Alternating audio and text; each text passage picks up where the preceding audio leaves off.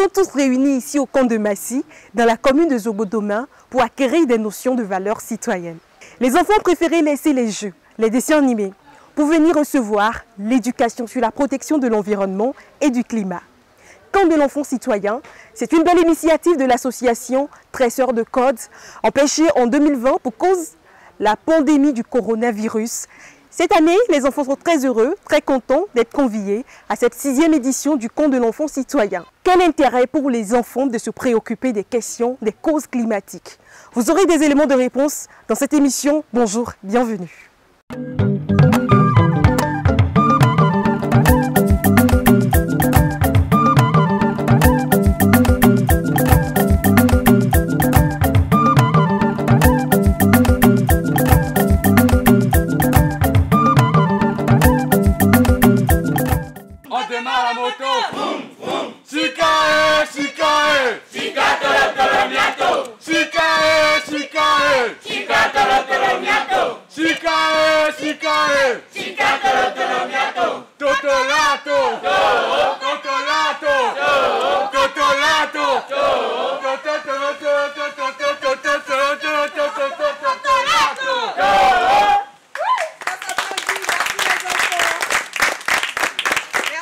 Vous avez envie de me dire que vous êtes content d'être à ce camp? Qui sont ceux qui ont envie de me dire qu'ils sont heureux, contents, très joyeux d'être à ce camp? Vous passez en quelle classe? Je passe en 5e. En 5e, d'accord. Je suis heureux d'être dans ce camp parce que j'ai rencontré de nouveaux amis et on fait des causeries, et on fait des sports et des activités. J'aime ça beaucoup. D'accord. Qui sont ceux qui ont envie de me dire qu'ils sont heureux, contents, très joyeux d'être à ce camp? J'ai appris plein de trucs comme quoi la protection de l'environnement compte beaucoup dans notre santé et pour le recul du changement climatique. Après cela, j'ai eu des journées comme l'Independence Day qui m'a permis de vraiment m'éclater. Donc, voilà les raisons pour lesquelles je suis vraiment content d'être à ce camp. Qu'est-ce qu'on fait pour lui? Merci beaucoup. C'est un camp où on parle de l'éco-citoyenneté, on nous apporte de nouvelles connaissances sur ça. Non seulement ça, on fait aussi des cours d'anglais, on fait du leadership et puis plusieurs autres activités culturelles. On fait de l'art design, on nous apprend à confectionner des bracelets, à customiser des t-shirts et tout ça.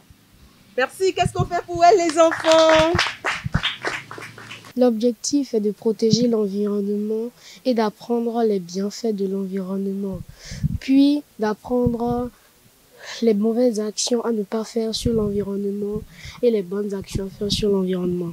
Alors, et au cours de ce camp, quelles sont les formations que vous avez reçues? J'ai reçu la définition de l'environnement.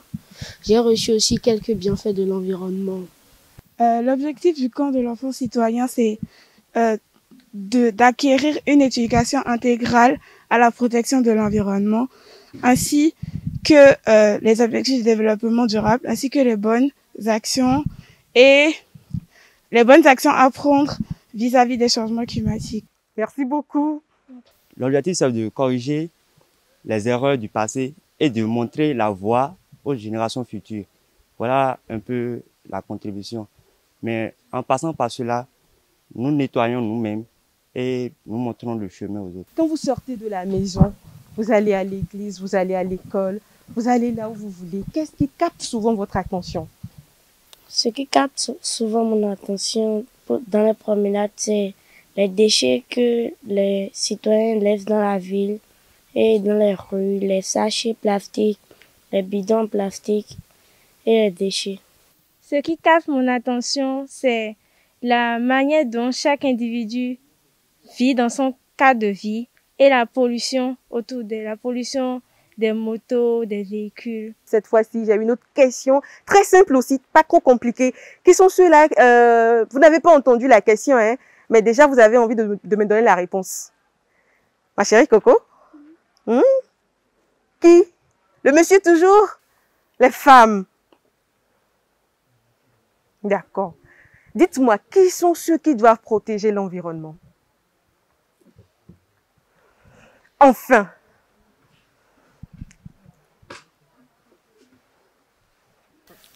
L'environnement nous appartient à tous, donc je pense qu'il n'y a pas de personnes spécifiques qui doivent le protéger.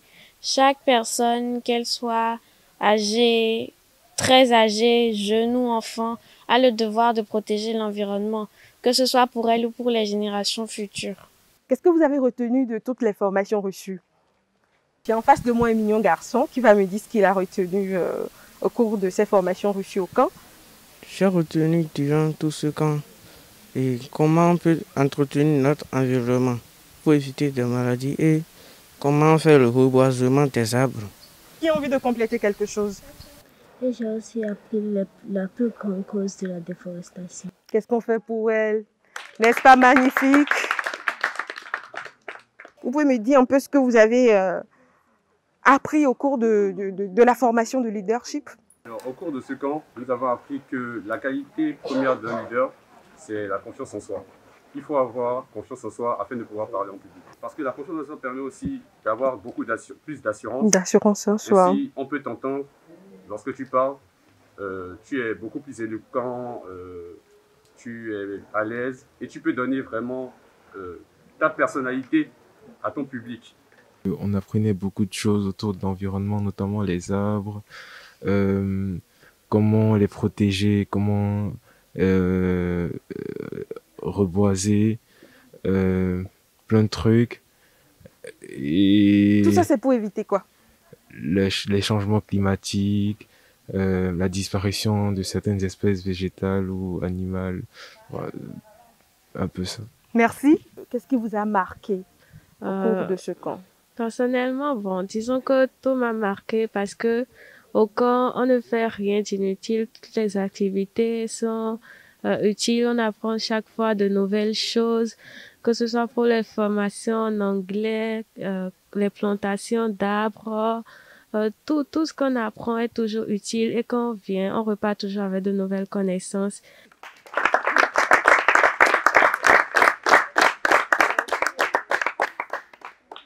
Quel sera désormais, les enfants, votre comportement vis-à-vis de la nature?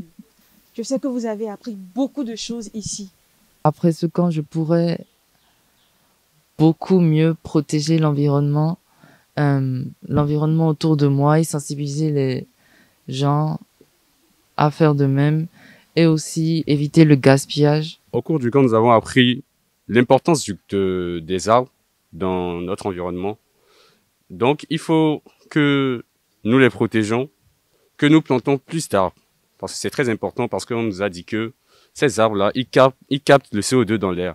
Ce CO2-là, c'est un gaz à effet de serre. Par conséquent, lorsqu'il est présent dans l'air, il réchauffe l'atmosphère. Et lorsqu'il se répand aussi dans l'océan, le pH baisse et ceci détruit les premiers maillons de la chaîne alimentaire qui sont les phytoplanctons. Et par conséquent, il faut vraiment qu'on ait beaucoup plus d'arbres afin de pouvoir protéger notre environnement parce que c'est la base. J'ai bien envie de m'expliquer ce que c'est que la COP. La définition de la COP est Conference of Parties. En français, on appelle Conférence des parties. La conférence des parties est une grande conférence là où tous les hauts placés qui travaillent pour le gouvernement et qui ont des postes en relation avec les questions sur l'environnement se réunissent pour chercher des solutions sur les grandes questions environnementales, les changements climatiques et la pollution, l'utilisation des sachets plastiques et tout ça, comment la stopper, comment régler les problèmes de l'économie par rapport à l'environnement, trouver des fonds. Donc, ils sont là pour vraiment se concerter, discuter et parler. Joanna, tu as déjà entendu parler de la COP? Oui. La COP, c'est quoi? La COP, c'est la conférence des parties pour le climat.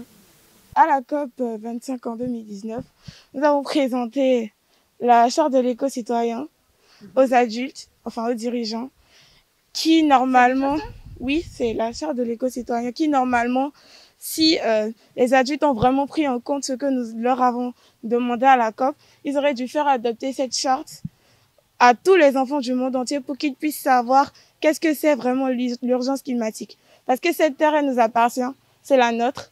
Elle nous sera remise en cadeau bientôt quand nous serons des adultes et ce sera à nous d'en prendre soin. On ne veut plus des des discours creux, nous voulons des actions. Et c'est aux adultes vraiment de prendre la décision pour nous, hein, de s'engager déjà à prendre soin de la planète et de la nous léguer en bon état. Ils sont étonnés, parfois aussi choqués de nous voir aussi intéressés quant à notre futur et tout, quant à notre environnement.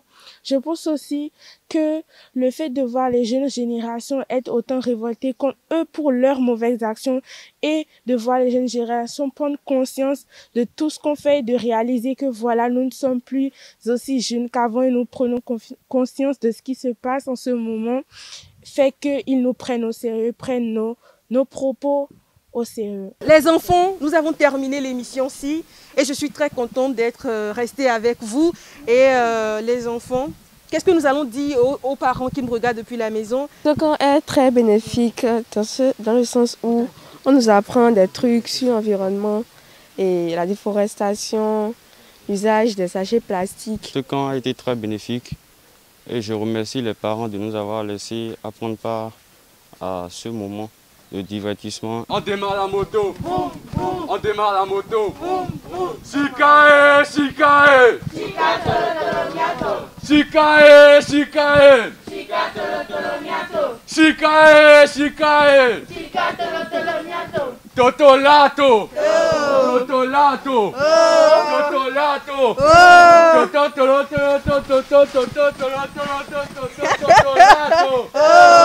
Merci les enfants d'avoir participé à cette émission et puis on se dit à très bientôt.